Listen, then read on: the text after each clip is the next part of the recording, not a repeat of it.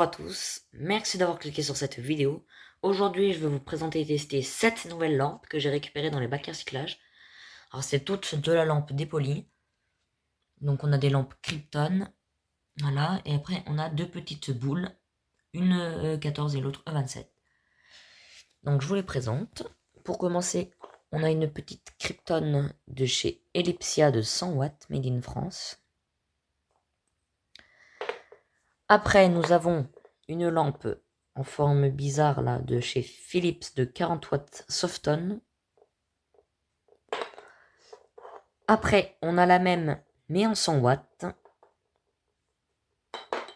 Après, on a du E27 et c'est une lampe Philips Soft de 75 watts.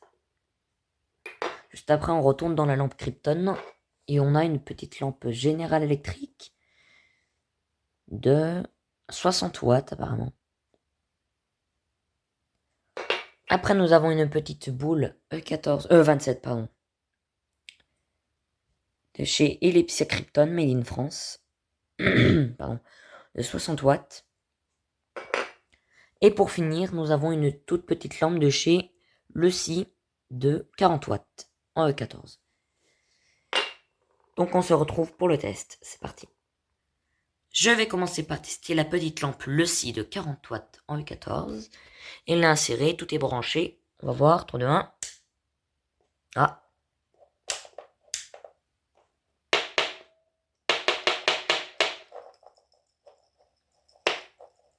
Elle n'a pas l'air de fonctionner. Je vois pas de filament qui se balade à l'intérieur.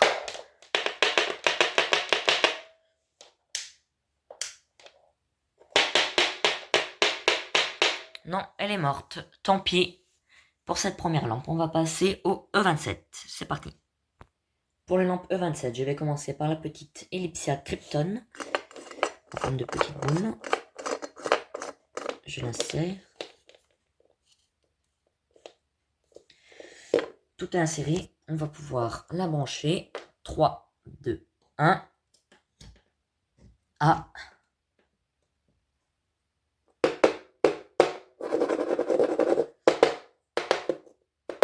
Alors ça non plus elle a pas l'air de marcher. Je vais essayer de la serrer un petit peu plus. Non, même plus serrée, la lampe ne répond pas. Et oh, on a des morceaux de filament qui se baladent. Ah bah on n'a pas des morceaux, on a tout le filament qui s'est baladé. Bon bah tant pis pour cette lampe.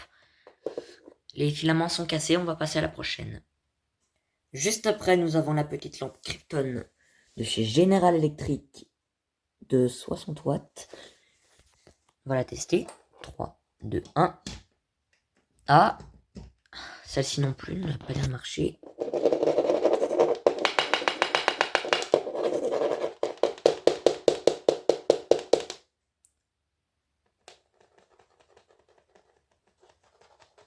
Non. Elle non plus ne marche plus. Est-ce qu'on voit un filament? Non, pourtant on ne voit pas de filament qui se balade. Ah si. Ah si. Encore une fois, c'est tout le filament qui s'est cassé. Bon ben, dommage pour celle-ci. On va passer à la dernière, E27. Pour finir, nous avons la petite Philips Softon de 75 watts, qui est très très sale, mais on espère qu'il fonctionne. Donc on va la tester. 3, 2, 1. Oh! Et celle-ci fonctionne. Enfin une qui marche. La première de la vidéo. On voit un petit peu le filament. Mais elle fonctionne parfaitement. De 40 watts, de 75 watts, pardon. Voilà, elle fonctionne parfaitement, parfait. Elle est parfaite. Voilà donc la première lampe qui fonctionne. On va maintenant passer aux lampes B22. C'est parti. Donc pour les B22, je vais commencer par la petite lampe Ellipsia Krypton de 100 watts. Alors, j'avais pas vu au moment que je l'ai récupéré, mais le poudrage commence à partir. Donc ça, c'est signe que le filament s'est détaché et qu'il commence à caresser le poudrage et le fait tomber. Donc on va quand même la tester. 3, 2, 1. Et voilà, comme je l'avais prédit, elle ne fonctionne plus. Non, tant pis. On va passer à la prochaine. La prochaine qui est une Philips Softon de 100 watts. Voilà. Nous allons la tester. 3, 2, 1. Et non, celle-ci non plus ne fonctionne plus.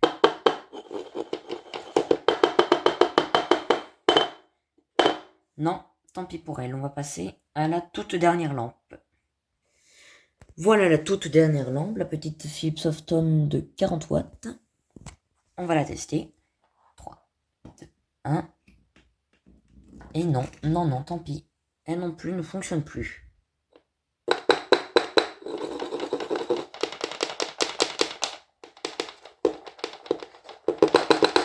Non, elle aussi est morte.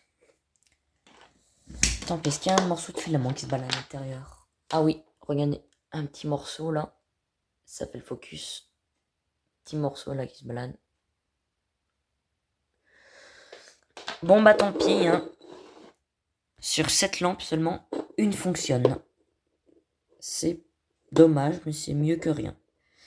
Donc merci beaucoup d'avoir regardé cette vidéo. N'hésitez pas à liker, commenter et vous abonner. Quant à moi, je vais rejeter les lampes qui ne fonctionnent plus et garder celles qui fonctionnent. Au revoir, très bonne journée à vous.